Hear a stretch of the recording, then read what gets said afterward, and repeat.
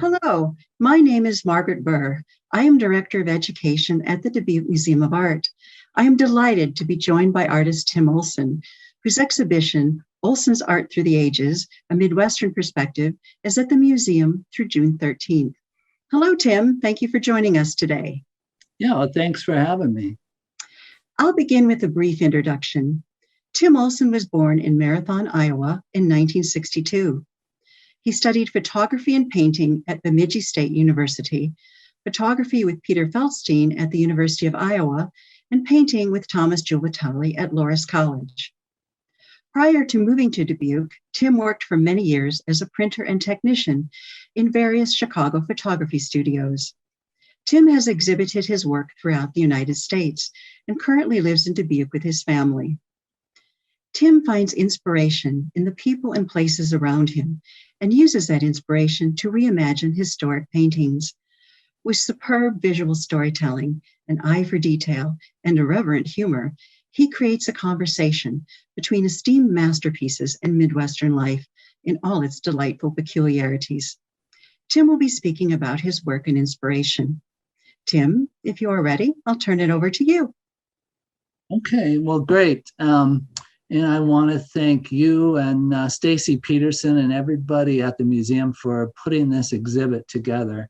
If you have a chance, come and see it. It's open for just another month until June 13th. And I can promise that seeing it is going to be a much better experience than hearing me talk about it. The name of the exhibit is Olson's Art Through the Ages, which is a play on the title of one of the standard art history textbooks, Gardner's Art Through the Ages. That's the textbook I had when I was in art school, and there's 12 paintings in this exhibit, and most of them are based on paintings you would find in that book. Here's an example. The painting on the left is George Caleb Bingham's Fur Traders Descending the Missouri. And the painting on the right is my spin-off, Exotic Pet Dealers Heading to Missouri. So each painting in the exhibit is inspired by an older work. But before we start, I need to read this disclaimer, which my lawyer helped me write up. During the course of this talk, artists from the past will be discussed, and more than likely, their names will be mangled and mispronounced. In fact, though the presenter is a competent painter in matters of art history, he is ill-informed and muddled. We apologize in advance. Okay, so now that's out of the way, we can start. I've been interested in art since grade school. I wasn't a kid who was obsessed with drawing or even particularly good at drawing, but the one thing I did have that maybe other kids didn't was an obsession with pictures. Old family photographs, weird postcards, movie stills, bad pictures hanging at the bank and at the dentist's office, paint by number pictures, all of that interests me, and it still does. But when I was young, I was especially interested in photography. A friend and I set up a dark room in his basement, and I studied photography and 4-H and entered pictures in the state fair, things like that. This is one of our 4-H unit books. When I was in high school, I had a vague idea of wanting to be a commercial photographer of some kind, hopefully the kind that took photographs on the beach at sunset. But when I was in college, I moved from the commercial photography track to the prosperous world of art almost immediately. I'm going to talk about a few books that influenced me early on and that are still an influence. The first one is The Champion Pig by Barbara Norfleet. So in this book, she went through the archives of several different photography studios across the country and put together a book of photographs dating from the 1920s to the 1950s. So in the book, you have this collection of images that were taken for a specific purpose, but now that purpose is stripped away and the images are left standing on their own, leaving you to guess the specific reason they were taken. For instance, this picture of a tender 1930s father. Here's a photo of two boys maybe dressed up for prom night. Here's some kind of beauty contest. And who knows what this is. This is one of my favorites. This is Santa arriving on a tractor. It looks like he's going into some kind of machine shed. But this book made me think about photography in a different way. It was a regional book. One of the studios was in South Dakota. And I think it was the first time I realized what you could do with imagery from Iowa and the Midwest. You didn't have to be on the beach in California to take a nice photograph. And that influence carries with me until now. Many of the images, the paintings in this exhibit are based on different types or categories of photographs, like employee of the month photos, mugshots, courtroom photos. Another book that influenced me early on was the book of photographs by Mike Disfarmer. He was a studio photographer in Heber Springs, Arkansas, who intuitively distilled portraits down to their essentials. And they aren't really natural photographs. There's a lot of awkwardness in them, but they aren't as artificial and dishonest as most studio portraiture. Another big influence was Deanne Arbus's Aperture Monograph, which is almost 50 years old now. It has the same straightforward quality as the Disfarmer photographs and the same idiosyncratic look at American life as the Norfleet book. But when I started looking at artists early on, I think I really responded to artists who use photographic imagery like Andy Warhol. Here's one of his Elvis silk screens. Here's his 13 Most Wanted from 1967. Robert Rauschenberg was another influence. I like the way he used newspaper and magazine photographs. So when I started making images, that influence carried over. This is a photograph I made, and it's from a found image. I bought a camera at a thrift store, and it had a roll of film in it. So when I processed that film, I found these images of kids at a weenie roast. And so then I took a couple of the negatives and collaged them together and made this print. Another thing I started doing was using the people and places around me as subject matter. I took a lot of photographs of my family, which they were thrilled about. This is a triple portrait of my very patient grandmother. This is a photograph of an aunt and her miniature schnauzer. This is a collage. So this, it's just a 2x2 negative. So I'm taking different negatives and scotch taping them together and using super glue and scratching. This one is of like a thrift store poster of a monkey drinking a beer. Here's another collage of the Pocahontas statue that's out in Western Iowa. And the last book I'm going to talk about that's pretty influential for me is Thrift Store Paintings by Jim Shaw. He's an artist, but he's also a collector of these paintings. This book is really a work of art in itself. Like the photographs in the Champion Pig, the images are separated from the artist, and you can only guess at the original idea behind the paintings. So Shaw is giving them these objective or maybe mock objective titles. This cover photo is titled Small Boy in Brown Room. This is nude blonde woman with cigarette holder. Robot bursts out of crate. Gas station owner. And this is one of my favorites, man with no crotch sits down with girl. So I'm inspired by that, by folk art in general. This is a double portrait of two girls from about 1780. It's by an unknown artist. So generally, the folk art collected in museums is older than the paintings in Jim Shaw's book, but the impulse is the same. And the look, often oddly enough, is the same. But I think the reason I like them is just that, they're funny, they're beautiful, and there's such a freedom about them. But it's a tricky thing for an artist to attempt to reproduce something like this, and it's impossible, really. So I would say I try to get at the same feeling I have when I see these paintings rather than the way they're done, if that makes any sense. I also have a long list of more legitimate artists who have influenced me, but I'm going to talk about just a few that have been long-term interests. And these are all painters who were working in the 1920s and 30s. The first is Grant Wood. If you're growing up in Iowa, you can't really escape him.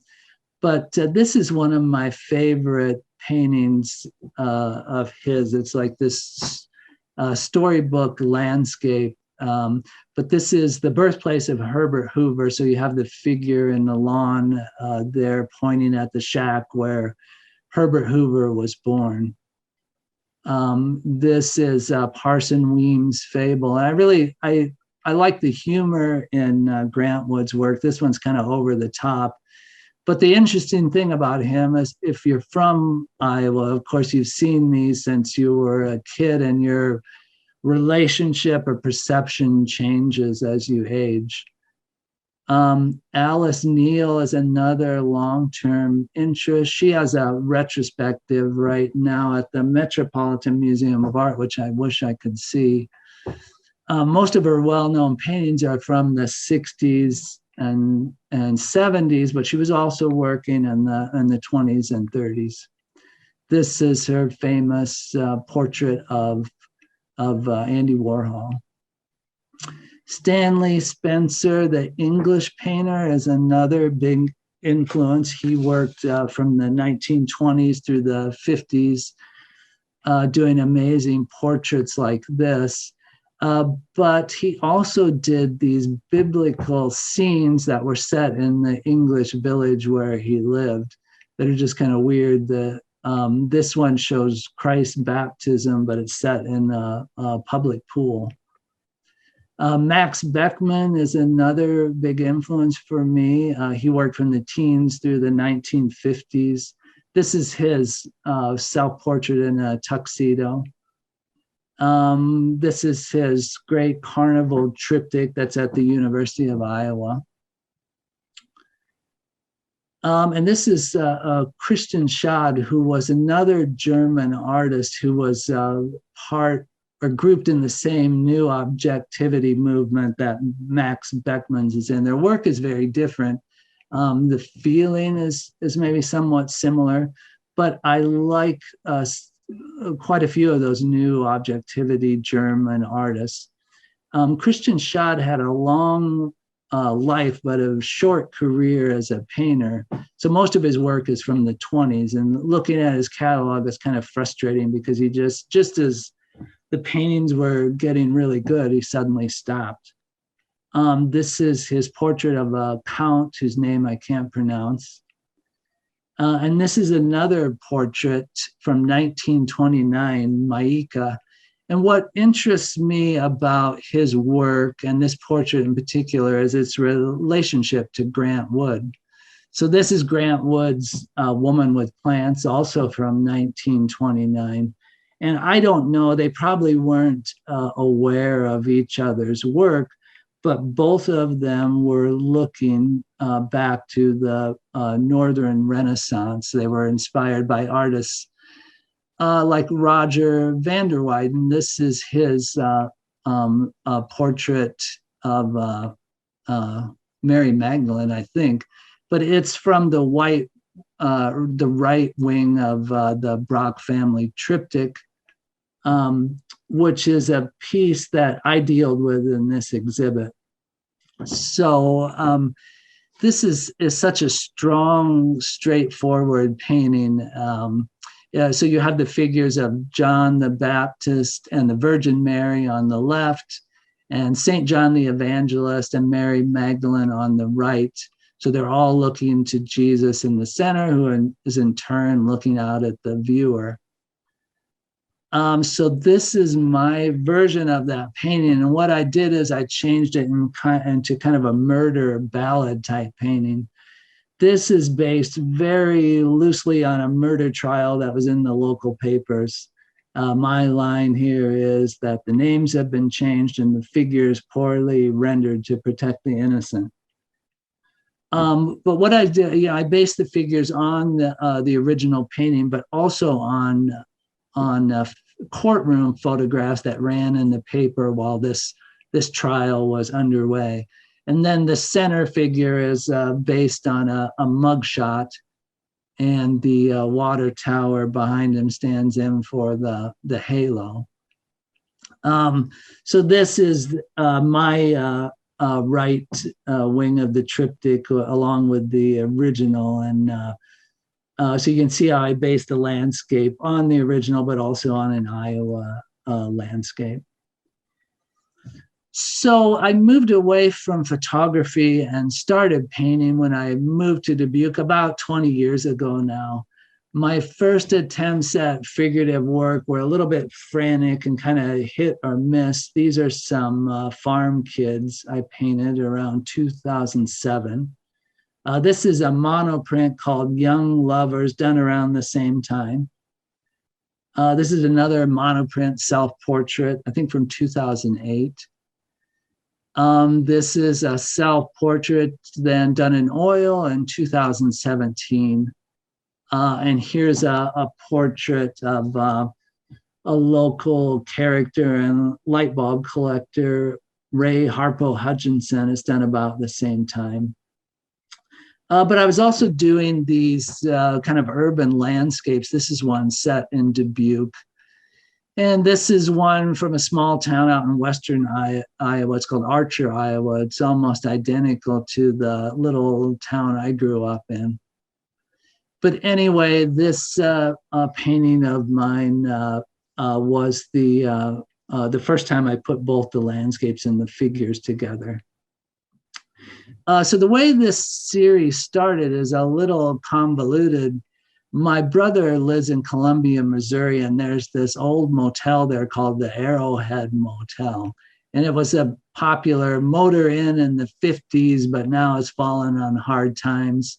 So it's got this big power plant looming in the background, and these power lines going all around it.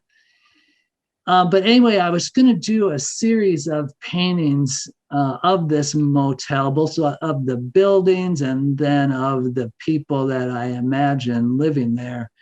And one of the things I wanted to do was a cutaway of one of the buildings so you could see inside the room.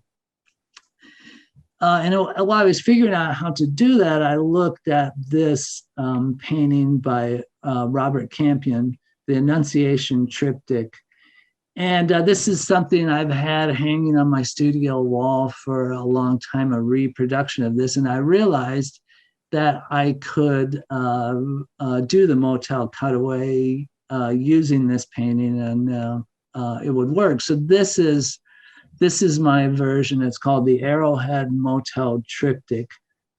And what I found while I was making this painting is that I had to change my style a little bit. I had to slow down and plan things out more than I usually do. But I think the change was for the better. It's still a little rough and weird, or maybe very rough and weird still, but I think it works. This is a TV on the wall in the back of the motel room. So this Mighty Mouse stands in for the little figure of baby Jesus coming in through a window on 7 rays or whatever is happening in the original. This is my angel. This is Mary on the bed with all these items around her. I have 2 policemen standing in for the donors who are in the left wing of the original. And then on the right wing, here's Joseph working away in the bathroom. So I showed this painting at the biennial at the Dubuque Museum of Art in 2017, and talked to Stacy Peterson then about the possibility of doing enough of these pieces based on older paintings for a show, and that's how we got here.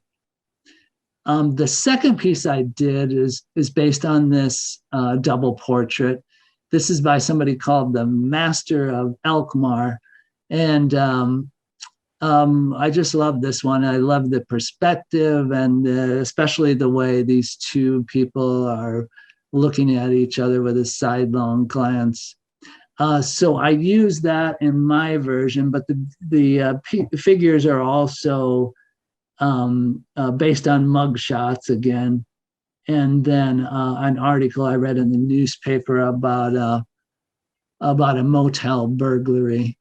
And here's a close-up. This is a confession character on the left is writing. So this is probably a good time to talk about mug shots. I use them as source material quite a bit, and I've become kind of a connoisseur. The older ones are better, I can tell you that.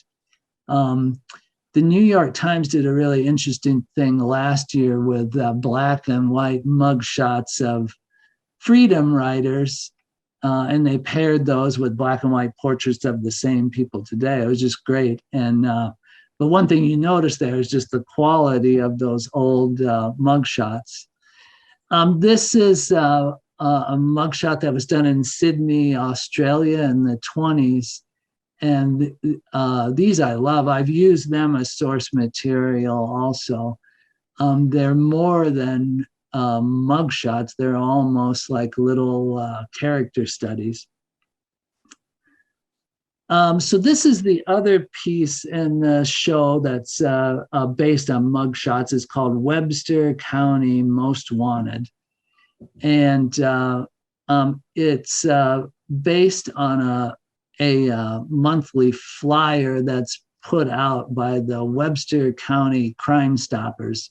So most of these people are wanted for pretty minor crimes like probation violation, and the reward is $75 usually, something like that.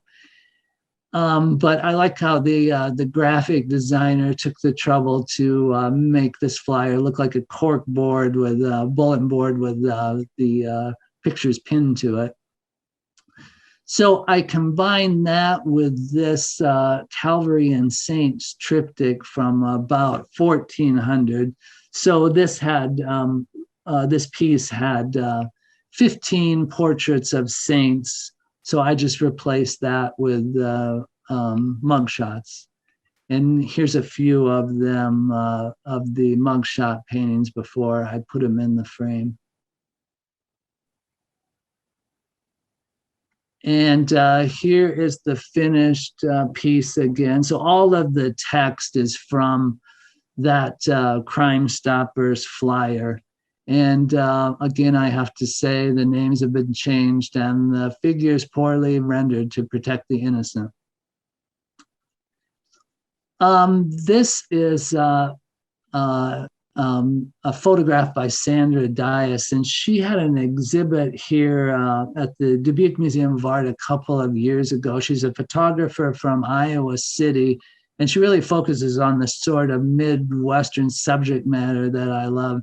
Anyway, this photograph immediately gave me the idea of a ready-made portrait of a ticker taker framed by the window.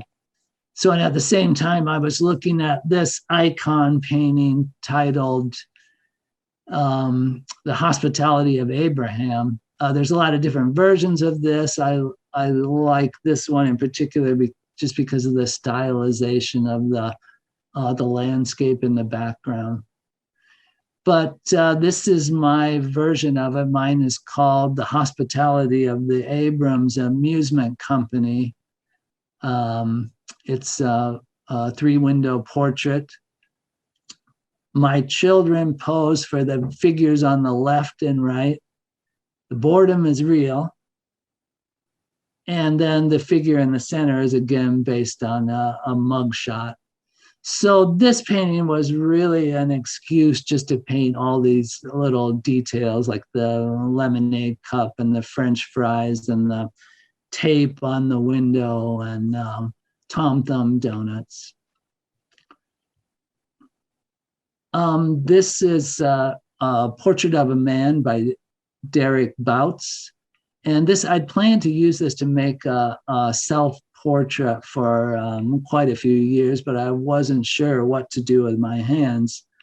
But then the COVID-19 pandemic gave me the solution. I'm just holding a thermometer displaying a normal temperature. And then the text on the frame of this is just based on the standard COVID-19 questionnaire to get into to places. So I had the same problem with this piece, what to do with the hands. This is a Hans Memoling double portrait, which I turned into this Midwest Lubricants Team Leadership Award. So the employees here are holding their Employee of the Month certificate. The frame was in the building where I used to have my studio, so the owner gave it to me, and again, it was just a ready-made frame. This is the only frame I didn't make in the exhibit. In 2017, I did this large panorama at the Iowa State Fair. So it's a portrait of people there. And I'm always thinking about how I can use these figures in paintings. This is an installation view of that panorama. It's 150 feet long, and there are portraits of over 700 people, I think, in that. But then I saw these paintings of St. Barbara and St. Catherine on at the Milwaukee Museum of Art. And something clicked or reminded me of the figures in the panorama, minus the smile. And so I put those two saints into this painting along with Saint Veronica and Saint Agnes. And to play them, I plucked 4 lucky figures out of the State Fair panorama. These are 4-H kids displaying their ribbons. This Thomas Eakins painting is one I've known for a long time. It's titled Max Schmidt in a Single Skull. And this is my version, Dean Olson in a DAP cart. The idea to change the rower to a go-kart racer came quickly, but figuring out the rest of this was a slog. And here's a close-up of the go-kart. So this is the last piece I'm going to talk about.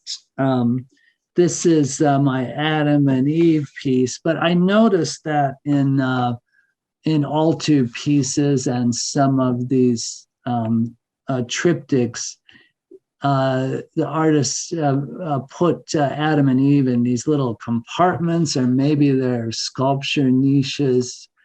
The one on the left is from the Ghent altar piece by Jan van Eyck. And then the one on the right is from a triptych. It's the closed wings of a triptych by Gerard David. But the one I was looking at was this Adam and Eve by Hans Memoling. And I think the reason I wanted to use this originally was I was going to change the fig leaves to dollar bills or something like that, but I didn't end up doing that. Maybe I should have. This is what I did. This is called Adam and Eve at the Paradise Motel. And so I changed the little compartments to motel rooms with a little courtyard in between. So here's Adam in his motel room exercising, and Eve in hers listening to records. And then here you have kind of a screwy version of the Garden of Eden in between them. So with that, I'm going to end things. And again, I want to thank the museum very much for organizing this. And I hope everyone gets an opportunity to see the show. Again, it's open through June 13th. And if you come, you can pick up a free copy of this handsome catalog. Oh, thank you, Tim. Oh, that was so much fun. Before we close the program, may I ask you a couple of questions? What is the most satisfying part of the art making process for you?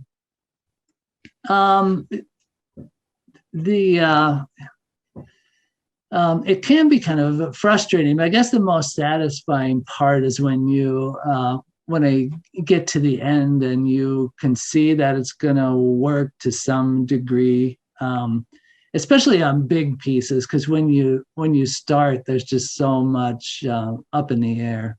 So I would say when you're getting close to the end, so you still have work to do, but you can see it's actually going to work out.